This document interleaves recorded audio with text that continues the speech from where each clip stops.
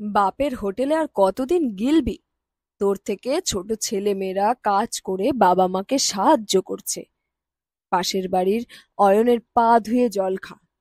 দেখ, সকালে উঠে কেমন কাজে চলে গেছে।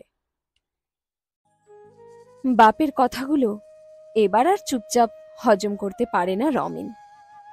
তাহলে এই মাখা ভাতগুলো হজম করবে কিভাবে? গলা দিয়ে ভাত নামতে চায় না। পেট ভর্তি খিদে, তবু কোনো কথা না বলে ভাতের থালায় জল ঢেলে উঠে যায় সে। রমেন জানে বেকারদের গলা চড়িয়ে কথা বলতে নেই। রমেনের মা পাশ থেকে বলে ওঠে, খাওয়ার সময় এমন কথা বলতে আছি নাকি? ছেলেটা না খেয়ে উঠে গেল। রমেনের বাবা স্ত্রী রমলার উপর ঝাঁজিয়ে উঠে বলে, উঠে যাক, অন্তত আমার অন্ন ধ্বংস হবে না। হাড় ভাঙা খাটুনি খেটে আদ্দামরা ছেলেকে বসিয়ে খাওয়াতে পারবো না আমি। রমলা কি বলবে ভেবে না পেয়ে চুপ করে বাঁশের খুঁটিটা ধরে দাঁড়িয়ে থাকে। রমেন বাংলায় অনার্স সহ MA pass, BEd first class. পড়াশোনায় মাছি গলার অবকাশ অব্দি দেয়নি সে। মেধা তালিকাভুক্ত যোগ্য চাকরি প্রার্থী হওয়া সত্ত্বেও এখনো পর্যন্ত তার নিয়োগ হয়নি। বছরের পর বছর কেটে গেছে ধর্নায়। জীবনে বেঁচে থাকার জন্য জুটিয়ে নিতে হয় কিছু না কিছু। প্রাইভেট টিউশন শুরু করেছিল রমেন। কিছুটা হাত খরচ আসতো, বাবা মায়ের কাছে হাত পাততে হতো না। কিন্তু মিটিং মিছিল ধর্নায় যোগ দিতে গিয়ে সেগুলো হাতছাড়া হয়ে যায়। এভাবে কত বসন্ত হারিয়ে ফেলেছে সে তার জীবন থেকে। হারিয়ে ফেলেছে মহুয়াকেও। স্কুল পড়ার সময় থেকেই তাদের বন্ধুত্ব। কলেজের ফার্স্ট ইয়ার থেকেই প্রেমের সম্পর্ক তৈরি হয়। প্রপোজ করেছিল মহুয়াই, কারণ রমেন বরাবরই মুখ চোরা স্বভাবের। রমেনের মনে পড়ে যায় কত স্মৃতি।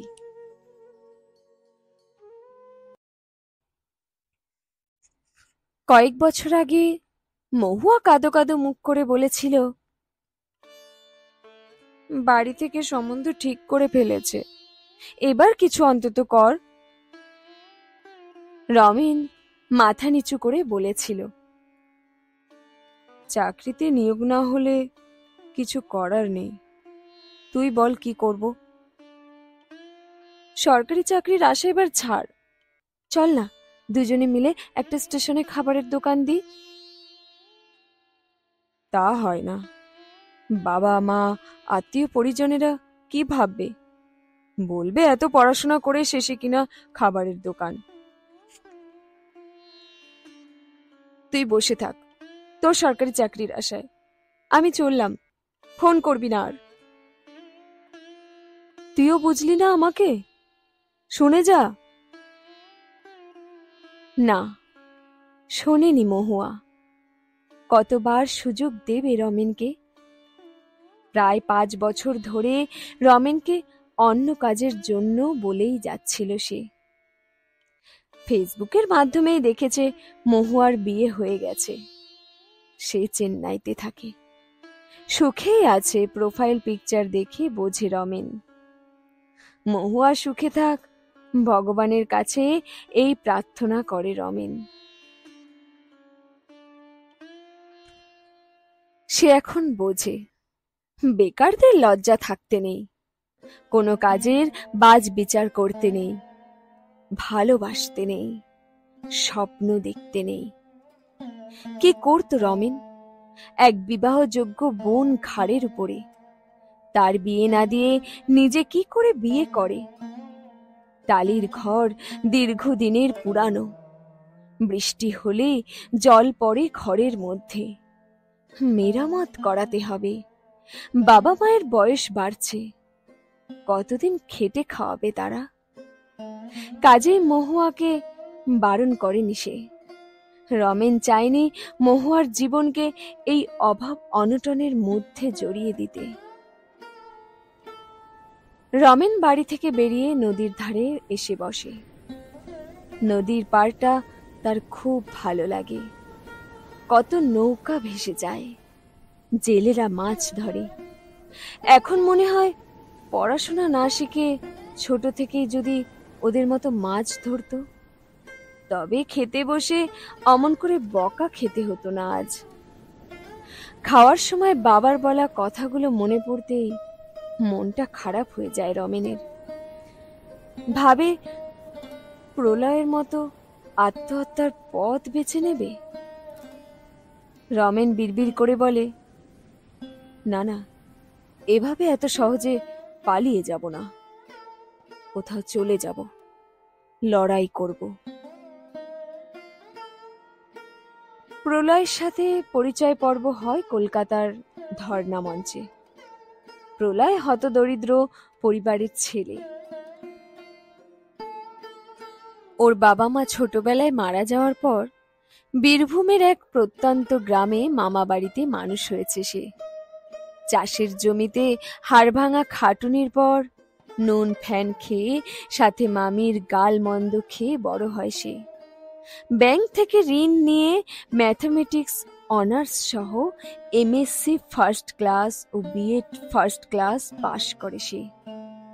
যোগ্যতায় সে কোনো অংশে কম ছিল না। তবুও সে হেঁটেছিল মাইলের পর মাইল একটি চাকরির আশায়। ব্যাংক ঋণ শোধের জন্য চাপ দিতে থাকে। চাকরি না হলে সে কোথায় পাবে টাকা? লাঞ্ছনা গঞ্জনা সহ্য করতে করতে একদিন সিলিং ফ্যানে গামছা বেঁধে ঝুলে পড়ে প্রলয়। এক লহমায় শেষ হয়ে যায় এক যুবকের অদম্য লড়াইয়ের কাহিনী। রমেন বোঝে বেকারদের অভিমান করতে নেই, জীবনের প্রতি কোনো অভিযোগ করতে নেই। রমেন পকেট থেকে মোবাইল বার করে সুমনকে ফোন করে। সুমন তার ছোটবেলার বন্ধু। উচ্চ মাধ্যমিকে ফেল করার পর পড়াশোনা ছেড়ে কলকাতায় চলে যায় সে। এখন সে ওখানে নিরাপত্তা রক্ষীর কাজ করে। হ্যালো সুমন, কেমন আছিস? ভালো আছি, তুই কেমন আছিস? এতদিন পর কি মনে করে? ভাই, খুব ভালো নেই রে। তুই আমাকে একটা কাজের সন্ধান দিবি? তুই আমাকে কেন লজ্জা দিচ্ছিস? তোর যোগ্যতার কাজ আমি কোথায় পাবো? আপাতত যে কোনো কাজ হলেই হবে। তোকে আগেই বলেছিলাম সিকিউরিটি গার্ডের কাজের কথা, তুই তো করবি না বলেছিলি। এই কাজ ছাড়া আমার হাতে অন্য কোনো কাজ নেই রে। সিকিউরিটি গার্ডের কাজ হলেও করব। করবি তাহলে? তবে কাল সমস্ত ডকুমেন্টস নিয়ে চলে আয়। কয়েকদিন আমার ভাড়া বাড়িতে থাকবি। আমি স্যারের সাথে কথা বলে কালকেই তোর ইন্টারভিউর ব্যবস্থা করিয়ে দিচ্ছি। সব ঠিকঠাক থাকলে সোমবার থেকেই তুই কাজে জয়েন করতে পারবি। তারপর কম ভাড়া দেখে একটা ভাড়া বাড়ি খুঁজে নিবি। কাল নয়, আজই আমি বেরিয়ে পড়ছি। আমার পৌঁছাতে একটু রাত হবে, অসুবিধা নেই তো? কোনো অসুবিধে নেই, তুই চলে আয়। রমেন চোরের মতো পা টিপে টিপে বাড়ি ফিরে আসে। বাবা মাকে বাড়িতে দেখতে না পেয়ে বোনকে জিজ্ঞাসা করে, তিথি, বাবা মা কোথায় গেছে রে? তিথি উত্তর দেয়, গোবিন্দ জ্যাঠার বাড়ি কীর্তন শুনতে গেছে, ফিরতে রাত হবে বলে গেছে। প্রয়োজনীয় জামা কাপড় কাগজপত্র গোছাতে গোছাতে রমেন তিথিকে বলে, বোন, আমি একটা কাজ পেয়েছি, আমাকে এক্ষুনি বেরোতে হবে। বাবাকে মাকে চিন্তা করতে বারণ করিস, আমি ফোন করে পরে সব জানাবো। সকালে বকা খেয়ে সন্ধ্যের মধ্যে এমন কি কাজ পেয়েছি শুনি? তিথির চোখের দিকে তাকাতে পারে না রমেন। পিঠে ব্যাগ নিয়ে সদর দরজার দিকে হাঁটতে হাঁটতে বলে, ভালো কাজ রে বোন, মাসের শেষে নগদ টাকা, তোদের আর চিন্তা থাকবে না রে।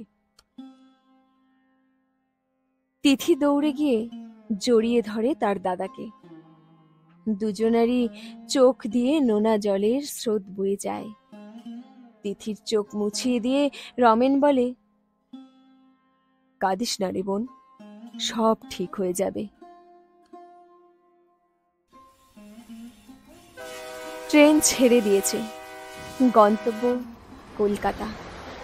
জানালার ধারে বসে রমেন অঙ্ক কষতে থাকে।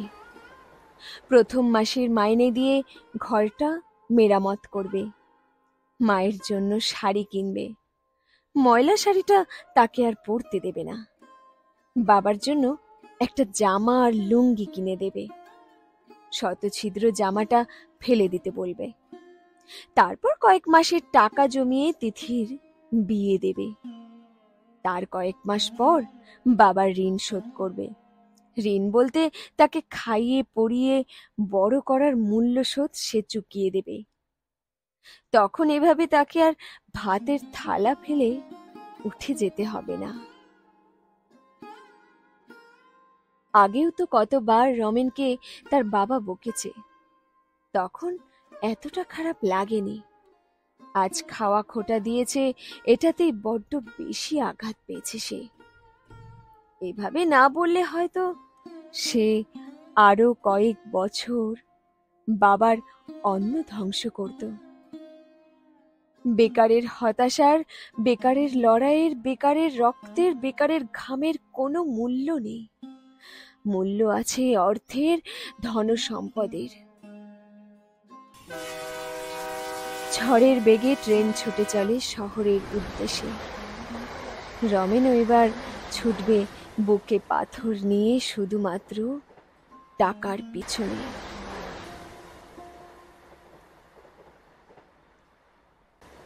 অনুগল্প বেকার, কলমে কৌশিক কর্মকার।